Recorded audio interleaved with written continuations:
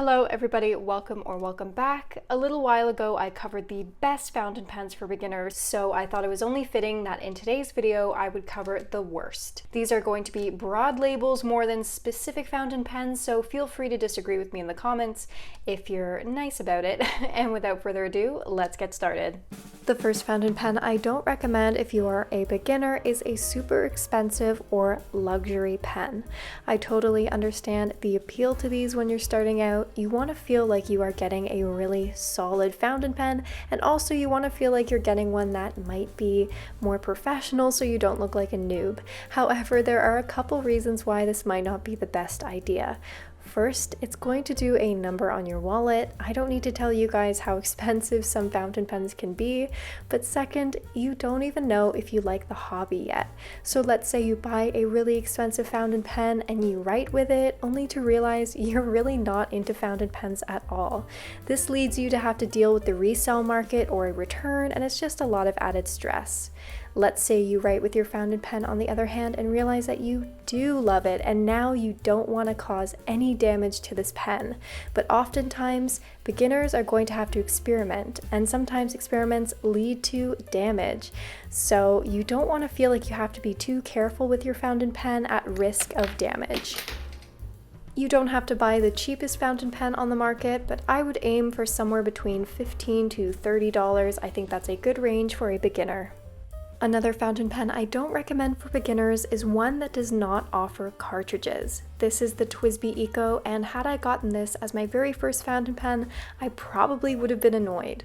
I totally get the appeal at some of these piston fillers, vacuum fillers, and eyedroppers because they have much larger ink capacities, but you can run into a couple of issues, especially as a beginner, so let's get into those. To start, if you do buy a pen with a piston, vacuum, or eyedropper fill, you are automatically committing to buying an ink at the same time, and that in itself can open up a whole other can of worms. It can be very intimidating and overwhelming for a beginner. You'll also find that the emptying and refilling process can be very messy. Even for me, I still make a total mess. I have ink all over my hands, and this can be a pain as a beginner, and it may even dissuade you from using your fountain pen because you don't want to cause a mess every single time you do. Instead, I would opt for a fountain pen that can take cartridges. As a beginner, these are going to be your BFF. Not only are they much more affordable than a bottled ink and will save you the headache of having to look at different brands, but they're also way less messy and way more user-friendly. And once you have the feel for the cartridges, you can graduate to a cartridge converter. These guys will give you the freedom of using those inks if you so choose, and you can be prepared to get a little bit messy. I'm going to apologize in advance for this next drawing, but the third pen I do not recommend to beginners is something that I'm calling a unicorn pen or a unicorn pen brand, and basically it's one that is unheard of. So maybe you picked up a fountain pen on vacation, you don't even really know the brand, it's not labeled in any way, and initially you might be like, well, I have a pen that no one else has, right? Who is she? However, this can lead to a couple issues when you're looking for refills or tutorials. For example, often these smaller brands that are just starting up will have proprietary ink cartridges, and these are often only sold on their website, and that will make them much more expensive. Additionally, if you're trying to troubleshoot an error that you're having as a beginner and you look it up on YouTube, if it's a brand that's unheard of, you're not really going to be finding anybody else that's run into the same issue.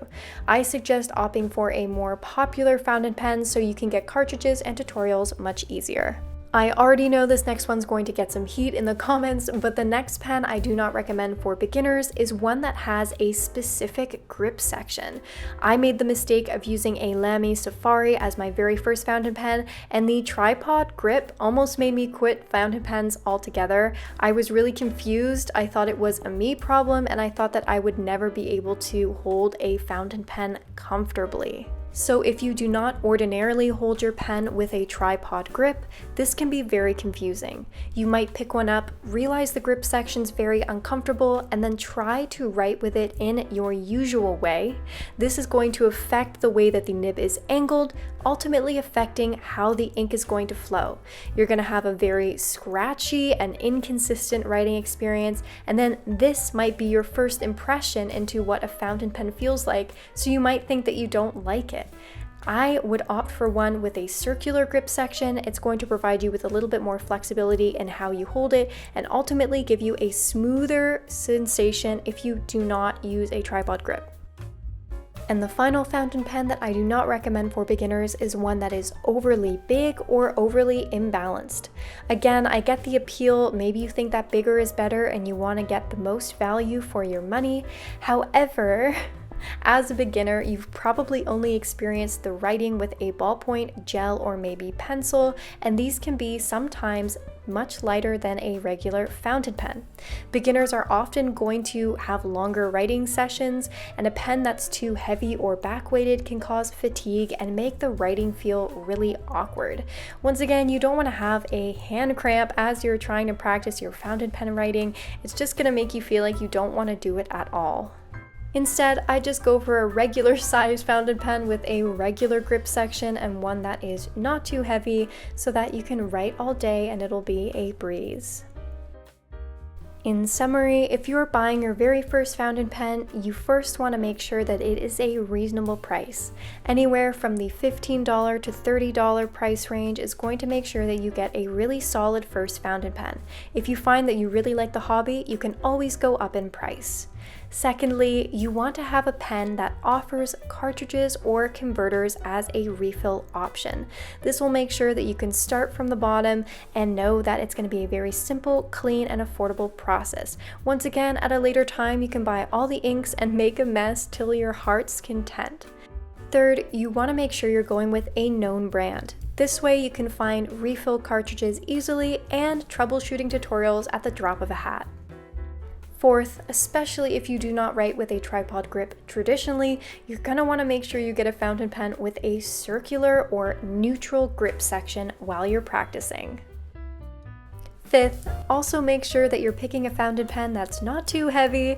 Get one that's just a medium-sized regular fountain pen. If you can try it in store, that's even better, and make sure that it feels comfortable. And sixth, and most importantly, you want to make sure you're having fun, because buying your first fountain pen should be fun. Don't stress about it, keep practicing, and most important, have cozy while you're doing so. Alright everybody, that is it for today. Please let me know in the comments if you would add anything to this list or take away anything to this list. Thank you so much for watching. If you enjoyed this video, please consider subscribing and giving it a huge thumbs up. I've never said that before, I don't like it. I'll see you next time guys. Stay cozy and bye-bye.